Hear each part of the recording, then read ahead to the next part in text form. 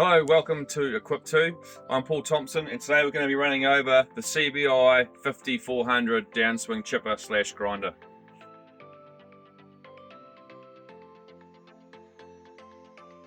This is where it all begins. So basically, the running of the machine and everything can be done from here. Comes standard with the remotes, same thing, so operations from there. Really nice, operator-friendly PCL board and functions. So go into here and everything you can need and want to know on the machine is in here. A really cool feature about the CBIs is actually around the wiring. So you'll see through here we come through for the wiring, for the harnesses themselves, they're actually all individual. So if you have any wiring issues throughout the machine, it's really easy to trace it, fix it, and get back to work. You'll see through here, they're running a 500 grouser as standard. They're a 2-speed track system. Very, very heavy duty, so lasts the life of the machine. The tracking wire side of them, or the functionality of that tracking side, is very, very impressive to see. So to get along at a great rate of knots as far as speed goes. You'll notice here they're very, very heavy duty. So this is the in-feed of the machine. So it's full width right through into the rotor at 48 inches. On the in-feed here, it's all an AR 450 grade steel, so great longevity. You see the little entry angle here, so kicking the feed material in. And what a lot of our customers have stated is they love how this feed bed stays consistent height all the way through the in-feed rather than tailing off and having spillage at the far end. This is the start of the hog box itself. So what you'll see here, this is our high torque in-feed roller. A lot of these teeth differ. So you've got some that are basically a straight triangle and then some with a hook formation. Now what this does is it feeds the material into our rotor. The reason it has the hooks is to grab it and pull it in when it needs to, and the reason for the equilateral shaped triangle ones is to hold the material up, which the machine all does by itself by the engine revs and the rotor speed. These machines have a feed integration process system. Now what that does is it all talks to each other itself. You can set it up for different settings depending on the material you're feeding, the material you're producing, the speed of the rotor, the in-feed, the speed of the in-feed chains, all talk to each other to get optimal performance for your machine. The number one feature that we believe that the CBI 5400 has is the rotor configuration. There are 4 different rotors that you can put into this machine. The rotor has a speed of RPMs of up to 1000. How this works is in a downward strike against an anvil. This is how you set the settings for your chip and sizings. This one here is currently set up with what we call a 2-pocket rotor, which is primarily for chip sizing from 19 through to 27 millimeters for animal bedding or a biomass or biofuel sized chip.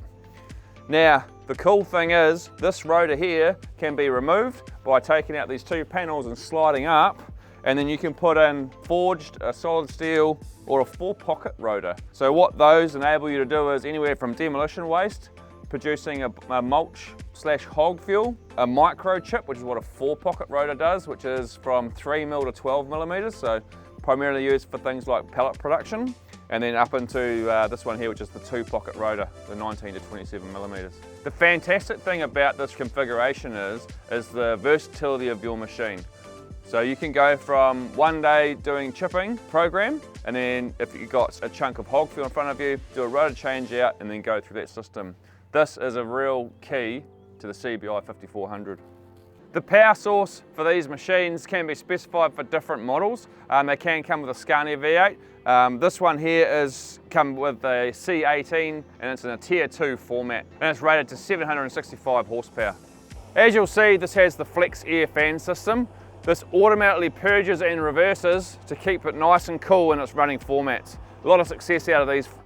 At Equip2, we're actually speccing these things standard from factory with the Honda onboard generator, around that 13 horsepower. Fantastic reason for this is it's for blowing the machine down. Wood chips and warm environments don't really go that great, but also for running our tooling systems. So for any tools that we need for using things like changing knives, etc., can be all run off this. For the discharge on this side, we're running a 48-inch wide belt. It is speed variable, so you can go from dropping straight off the end of the belt into a pile there, or you can actually have it cranked right up to around that 2 meters a second and throw it into trucks or throw it a bit further away. For this machine here, we've actually fitted off with a sensor technic unit. A lot of our customers in our aggregate side and our chipping or grinding space like to know what they're producing. What this does is it measures volume coming off the belt, so a really accurate way for you to charge out for customers. As pointed out by our customers, they really like the ground clearance of the CBI machines. Gets a long way off the ground, just prevents that horrible awkwardness of hitting if you're going through a slash or a cutover. Gives you great clearance in there. As we all know with these machines, it's really important to protect yourself from damage from tramp metal or the likes from in the rotor. When you're going around at that up to 1,000 revs, a bit of steel can do a lot of damage.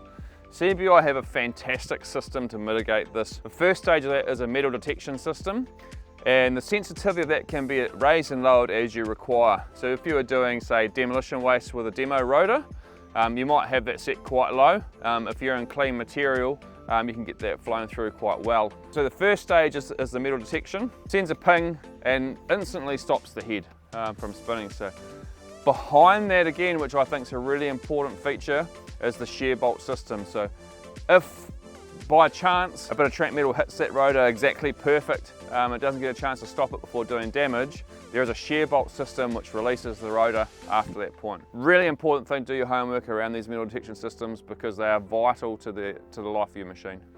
For the shear bolt system, what this does is it releases the grates at the backside or the screen media, and that releases that steel, the tramp metal that's gone in there to prevent further damage going through.